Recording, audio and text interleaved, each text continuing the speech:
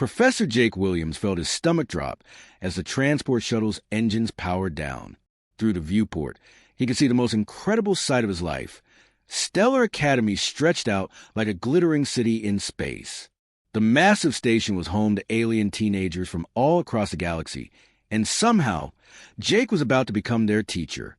The airlock hissed open, and Jake stepped onto polished floors that seemed to glow with their own light. Everywhere he looked, he saw students unlike anything from Earth. Some looked like walking crystals that sparkled as they moved. Others had tentacles instead of arms and floated a few inches off the ground. A group of tall, blue-skinned beings with extra arms were chatting in the corner, their voices making musical sounds that his translator earpiece turned into words. Jake had been chosen from thousands of applicants to represent humanity in this historic exchange program. Earth had only joined the Galactic Consortium 5 years ago, and most aliens still saw humans as the new kids on the block. The younger species, the ones who had just figured out how to travel between stars, while others had been doing it for thousands of years. A creature that looked like a walking tree approached him. Its bark-like skin rustled as it moved, and flowers bloomed and closed along its branches. "Welcome to Stellar Academy, Professor Williams," it said through his translator. "I am Administrator Thornwick. We are excited to have our first human instructor." The administrator was incredibly tall, maybe 9 feet, with 4 arms that moved independently as it gestured. Its voice had a deep, creaking sound like wind through old trees. "Your classroom is ready, and your students are eager to meet you. Though I must warn you, they consider basic survival skills to be an easy class. Most of our species solve survival problems long before we reach the stars." Jake nodded and tried to look confident, even though his heart was pounding. He had taught wilderness survival to humans for 15 years, but this was completely different. How do you teach survival to beings who might not even need to breathe oxygen, or who could photosynthesize their own food like plants? As Thornwick led him through the station's corridors, Jake marveled at everything around him. The walls showed moving pictures of different worlds, some with purple skies, others with rings like Saturn. Students floated, walked, rolled, and slithered past them, chattering in dozens of languages that his translator worked overtime to convert into English. "Your quarters are here," Thornwick said, stopping at a door that opened with a soft chime. "The station provides meals, but I understand humans prefer to prepare their own food sometimes. The kitchen unit can synthesize any Earth foods you require." Jake stepped into his new home, a small but comfortable room with a bed, desk, and a food preparation area. Through the window, he could see stars and the swirling colors of a nearby nebula. It was beautiful and terrifying at the same time. "Classes begin tomorrow at 0800 station time," Thornwick continued. "Your first group consists of 15 students from 12 different species. They range in age from what you would call 14 to 17 years old, though age works differently for some species." After Thornwick left, Jake sat on his bed and looked at his class roster. The names were impossible to pronounce, and the species descriptions made his head spin. There were the Zentari blue-skinned humanoids who laid eggs like birds. The Verdians were plant-based beings who got energy from light. The crystalline collective looked like living gemstones and communicated through color changes. Jake pulled out his teaching materials, mostly basic human survival techniques like building shelters, finding water, and making fire. It all seemed so primitive compared to the advanced technology surrounding him. These alien kids probably had devices that could create water out of thin air or build shelters with the push of a button. But Jake reminded himself why he was here. Humans had earned their place in the Galactic Consortium not through superior technology, but through something else: adaptability, stubbornness, the ability to survive in situations that would kill most other species. Earth was a dangerous world that had tried to kill humanity for millions of years, and somehow they had not just survived, but thrived. Maybe that was exactly what these alien students needed to learn. Not just how to use fancy technology to stay alive, but how to survive when everything went wrong. How to adapt. How to never give up. Jake smiled and started planning his first lesson, completely unaware that his simple morning routine would soon terrify every alien on the station. Jake's eyes opened automatically at 6 in the morning. just like they had every day for the past 20 years. Even in space, surrounded by alien technology and strange new worlds, his body clock worked perfectly. He stretched and looked out his window at the swirling nebula outside, still amazed that this was really his life now. The small kitchen unit in his quarters hummed to life as Jake approached it. He had spent an hour the night before figuring out how to program it with Earth foods. The machine was incredible. It could create almost anything by rearranging molecules, but Jake wanted something familiar on his first day of teaching. Computer, scrambled eggs, 3 strips of bacon, 2 slices of buttered toast, orange juice, and black coffee, he said clearly. The machine whirred and clicked, and within minutes, the smell of a perfect Earth breakfast filled his room. Jake smiled as steam rose from his coffee mug. Some things never changed, no matter how far from home you were. He sat at his small desk, fork in one hand, and a tablet showing his lesson plans in the other. The eggs were fluffy and perfectly seasoned. The bacon was crispy exactly how he liked it. The toast was golden brown with real butter melting into every corner. Jake took a sip of his coffee, strong and black, just the way his father had taught him to drink it during their camping trips. As he ate, Jake reviewed his notes about each student. The Centauri were described as highly intelligent and curious, with blue skin that changed shades based on their emotions. The Verdians were peaceful plant-based beings who absorbed sunlight for energy. The Crystalline Collective communicated through color patterns and were known for their logical thinking. Jake finished his breakfast and grabbed his teaching materials. He felt good, energized, and ready to face whatever challenges these alien teenagers might throw at him. Walking through the station's corridors, he waved at some early morning students and tried to project confidence he didn't entirely feel. What Jake didn't know was that every bite of his breakfast had been automatically recorded by the station's health monitoring system. Every space station in the galaxy used these scanners to track what everyone ate, making sure no one consumed anything dangerous or brought harmful substances aboard. The system was designed to protect everyone, but it also meant that nothing was private. As Jake chewed his bacon, the scanner had noted cooked muscle tissue from Earth mammal. When he ate his eggs, it recorded reproductive cells from Earth avian species. His orange juice showed up as concentrated liquid extracted from Earth plant reproductive organs. Even his coffee registered as ground seeds from Earth plant, prepared in heated water. The information was instantly uploaded to the station's central database, where it was automatically distributed to every resident as part of the daily safety and nutrition reports. Within minutes of Jake finishing his breakfast, every alien on the station knew exactly what the human teacher had consumed. Jake pushed open the door to his classroom, feeling nervous but excited. The room was larger than he had expected, with curved walls and seats that could adjust to accommodate different alien body types. Soft light came from panels in the ceiling, and the temperature felt comfortable. But something was wrong. The 15 students sitting in the room looked terrified. The 3 Centauri students, who should have had bright blue skin, were pale and whispering frantically to each other. Their large eyes kept darting toward Jake, then quickly looking away. One of them had her hands pressed over her mouth as if she might be sick. The 2 Verdians, normally tall and graceful with leaves that moved like they were dancing in a gentle breeze, had pulled all their foliage tight against their bodies. They looked like trees trying to survive a hurricane. Every leaf clamped down in what was clearly a defensive position. Even the Crystalline Collective students, usually bright and sparkling, had turned a dull gray color.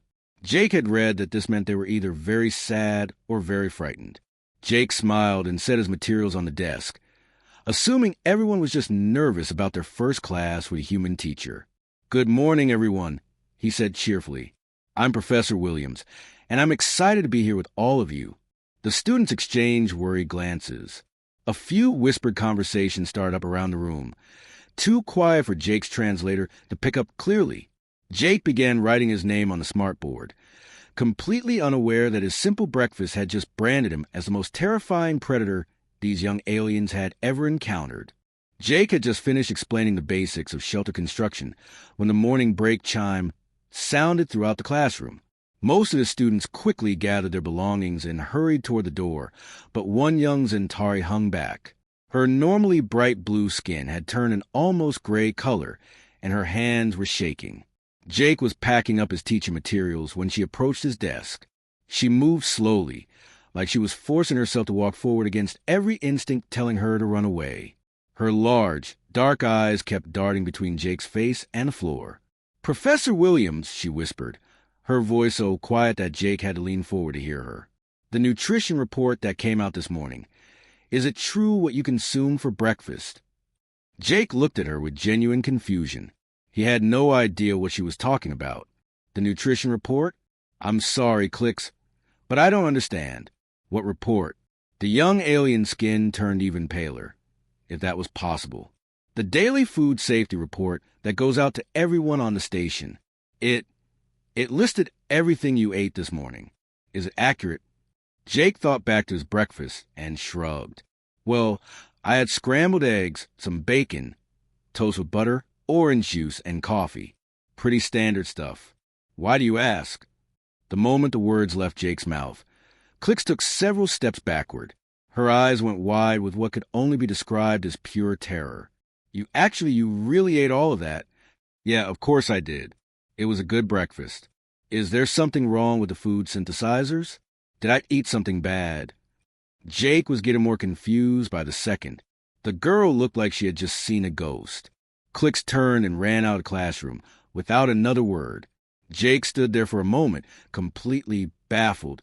He decided to head to the teacher's lounge to grab a cup of coffee and maybe ask another instructor what was going on.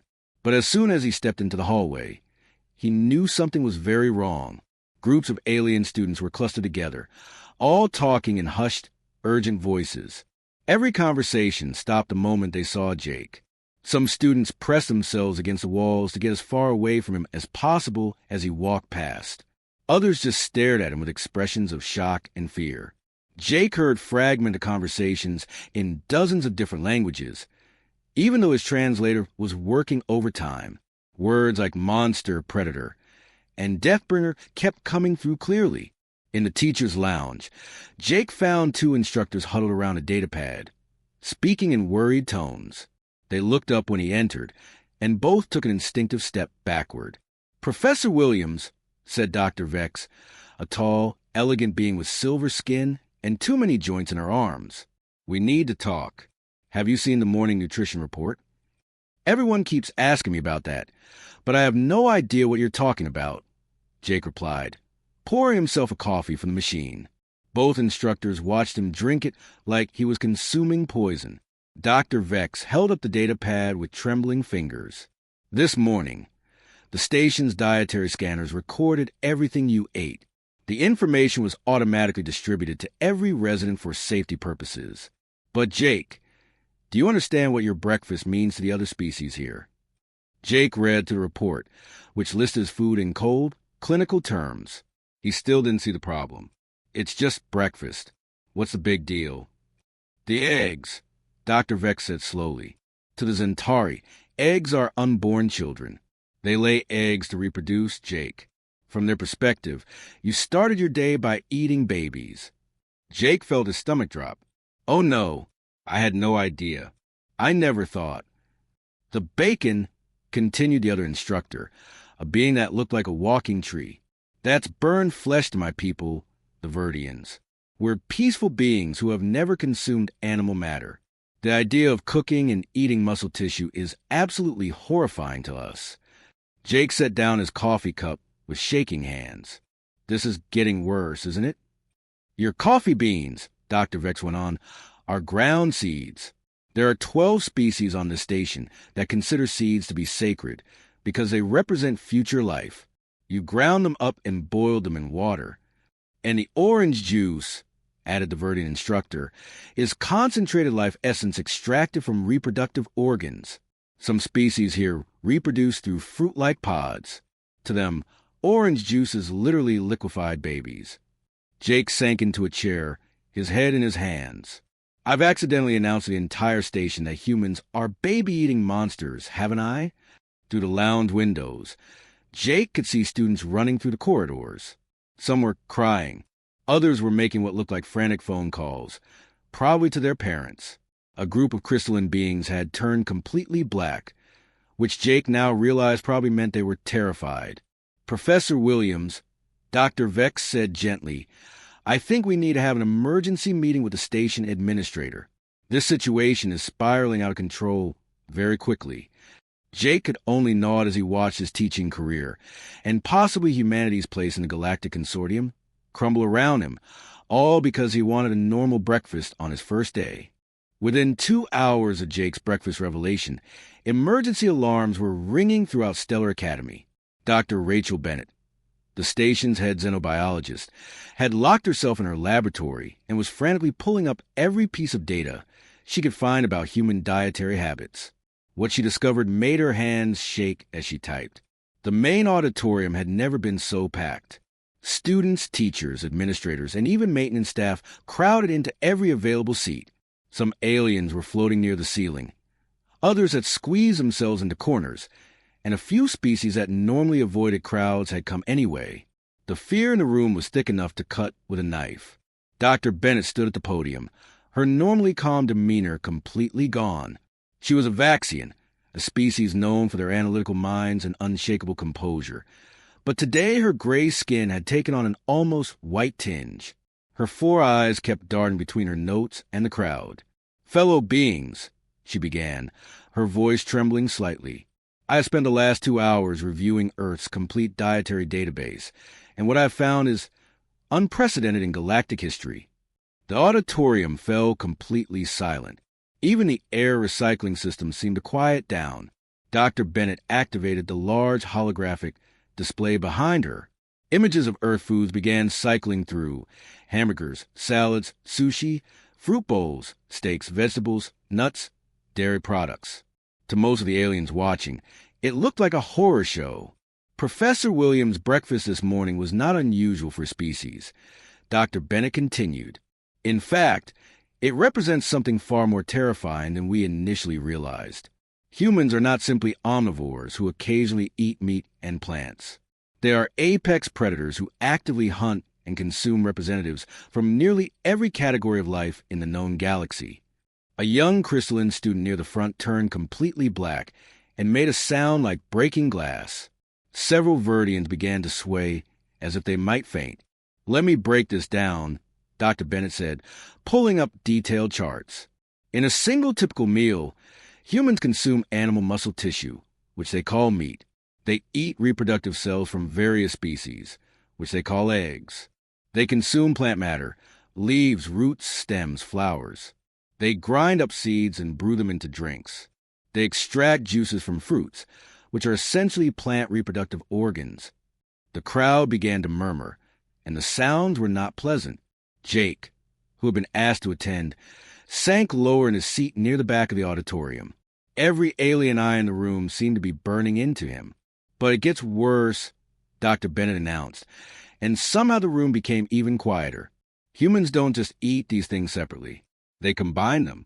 They cook animal flesh and plant matter together.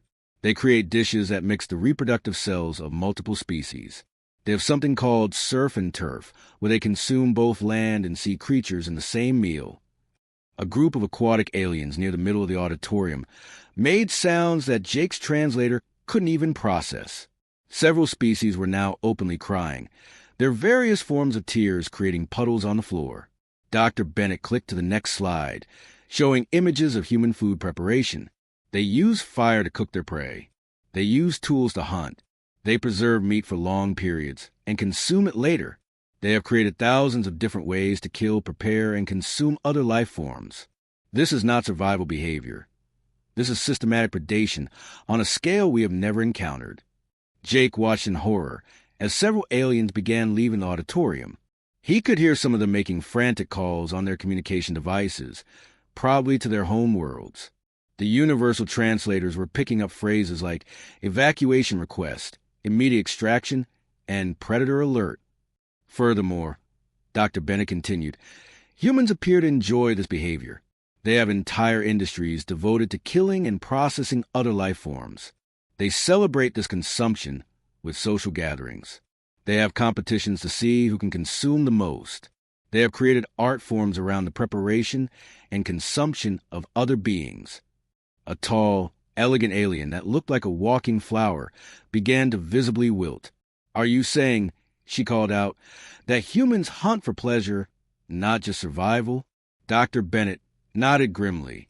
Based on the data, humans eliminated most large predators on their homeworld and then turned to farming, essentially enslaving other species for easier access to food. They bred animals specifically to kill and eat them. They created entire ecosystems devoted to producing victims for consumption. The room erupted into chaos. Some species were demanding immediate evacuation from the station. Others were calling for emergency sessions of the Galactic Council. A few were discussing whether humans should be classified as a dangerous predator species and banned from civilized space. Jake sat in stunned silence as his innocent breakfast transformed humanity's image from new galactic neighbors to the most terrifying predators in the galaxy. And the worst part was everything Dr. Bennett had said was completely accurate. Jake spent a sleepless night in his quarters, staring out at the stars and thinking about everything that had gone wrong. Half the station was demanding his removal. Several species had requested emergency transport home, and the Galactic Education Council was considering suspending the entire human exchange program. His simple breakfast had turned into an interstellar incident. But as Jake sat there, something shifted in his mind. He wasn't going to apologize for being human. He wasn't going to pretend that humanity was something it wasn't. If these aliens were terrified of what humans ate, maybe it was time they understood why humans ate that way, and why it made them the ultimate survivors. The next morning, Jake walked into his classroom with his head held high. Only 8 of his original 15 students had shown up. The others had either transferred to different classes or left the station entirely. The 8 who remained sat as far from his desk as possible, pressed against the back wall like cornered animals. The Zentari students were pale blue, almost white with fear. The Verdians had their leaves clamped so tightly against their bodies that they looked like closed umbrellas.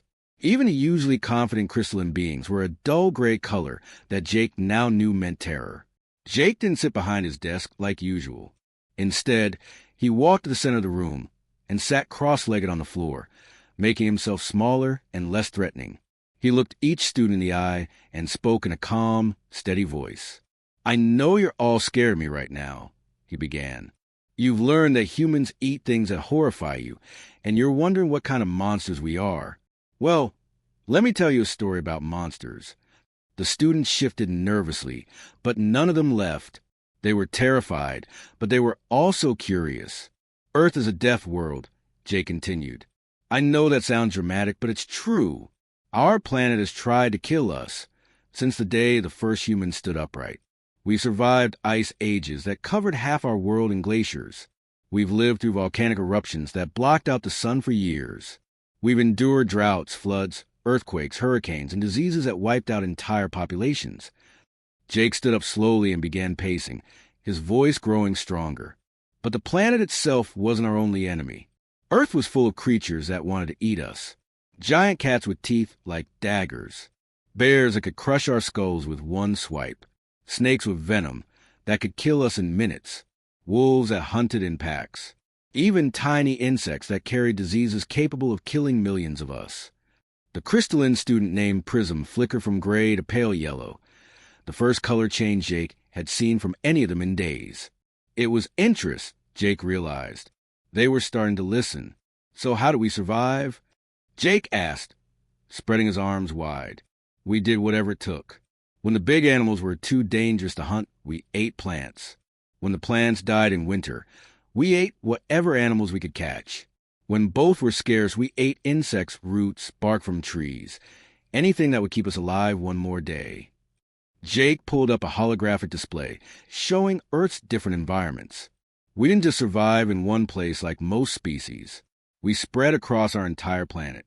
Humans live in frozen wastelands where the temperature never rises above freezing. We live in deserts where water is more precious than gold. We live in jungles full of poisonous plants and deadly animals.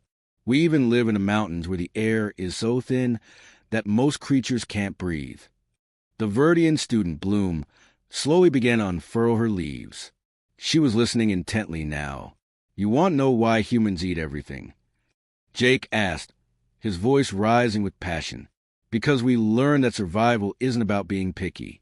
It's about adapting. When you're starving and your children are dying, you don't care if eggs are someone else's babies or if meat comes from cute animals. You care about living to see tomorrow. Jake sat back down, his voice becoming gentler. Every species in this galaxy evolved on worlds that were kind to them. Your planets provided everything you needed to survive without struggle. But Earth made us fight for every single day of life. And that fighting, that desperation, that willingness to do whatever it takes, that's what made us survivors. The classroom was completely silent now, but it wasn't a silence of fear anymore. It was a silence of understanding. Clicks, the young Zentari who had first asked about his breakfast, slowly raised her hand. "Professor Williams," she said quietly, "is that why humans never give up? Even when everything seems hopeless?" Jake smiled, the first genuine smile he'd had in days. "That's exactly right, Clicks. We never give up because giving up means death. And humans are very, very good at not dying." From that day forward, Jake's survival class became the most popular course at Stellar Academy. Students lined up to learn from the species that had turned eating everything into an art form, and turned that art form into the ultimate survival strategy. Word of the human breakfast incident did spread across the galaxy, but not as a story of horror.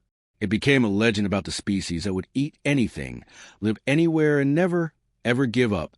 And in a universe full of dangers, other species began to realize that having humans as allies might not be such a bad thing after all.